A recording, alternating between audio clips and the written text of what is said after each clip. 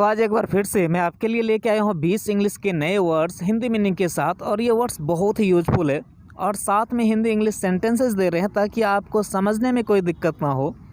तो आइए शुरू करते हैं आज का लेसन। और पहला वर्ड है एनी टाइम।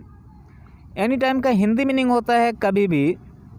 देखते हैं एक सेंटेंस, वह कभी भी आ सकती है। और ये एक संभावना है और संभावना व्यक्त करने के लिए मे का यूज होता है। See may come any time. Get up. Get up का हिंदी मीनिंग होता है उठना। मैं सुबह 5 बजे उठता हूँ। I get up at 5 in the morning. Bother. Bother का हिंदी मीनिंग होता है परेशान करना। मैं उसे परेशान नहीं कर रहा हूँ। I am not bothering her. Forward. Forward होता है आगे की ओर। वह आगे आकर मुझे गले लगाया। He came forward and hugged me. He came, come का सेकेंड फॉर्म।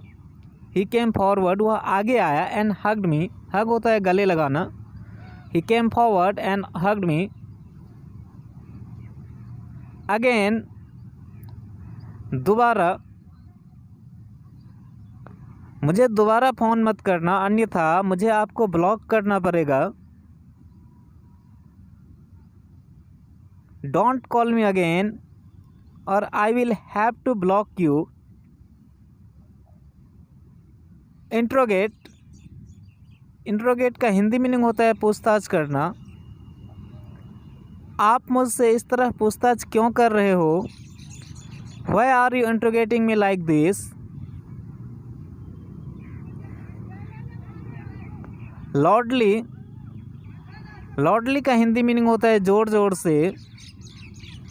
वह ज़ोर ज़ोर से रोने लगा।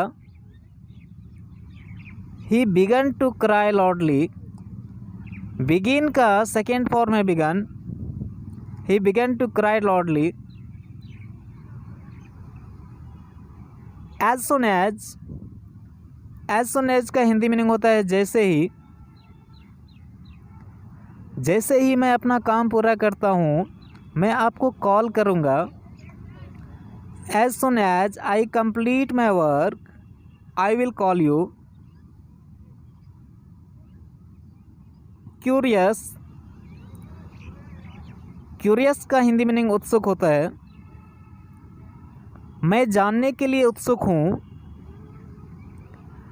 आई am curious to know. Absence. Absence का हिंदी मीनिंग होता है अनुपस्थिति। उनकी अनुपस्थिति के कारण बीमारी थी।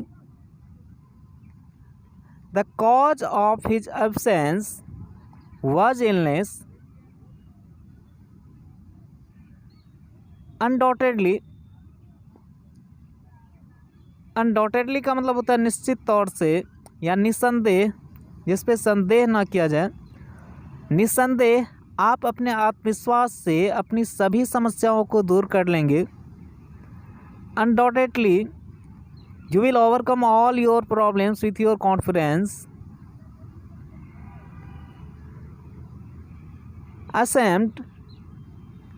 असेम्प्ट का हिंदी मीनिंग होता है शर्मिंदा।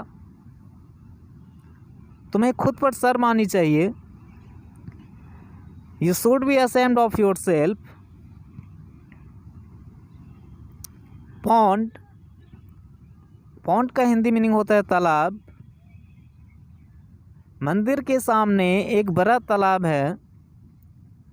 There is a big pond in front of the temple. In front of का मतलब होता है के सामने। There is a big pond in front of the temple. Once again. Once again का हिंदी मीनिंग होता है एक बार फिर। एक बार फिर मैं आपको रविवार को आने की याद दिलाना चाहता हूँ। Once again I want to remind you to come on Sunday. Remind का मीनिंग होता है याद दिलाना। कंसेंट। कंसेंट का हिंदी मीनिंग होता है सहमति। मैं इसके लिए अपनी सहमति देता हूँ। I give my consent to this.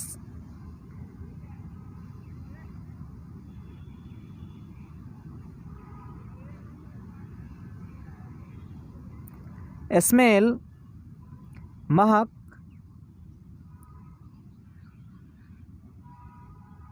तुम्हारे मुंह से प्याज की महक आ रही है।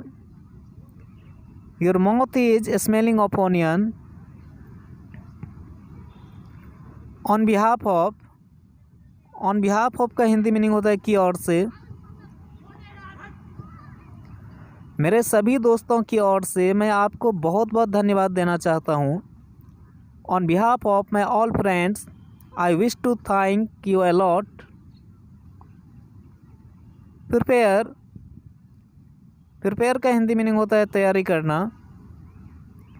आपने परीक्षा की तैयारी कैसे की? How did you prepare for the examination? Forget, forget का हिंदी मीनिंग होता है भूल जाना। मैं भूल गया हूँ कि यह कैसे करना है। I have forgotten how to do this.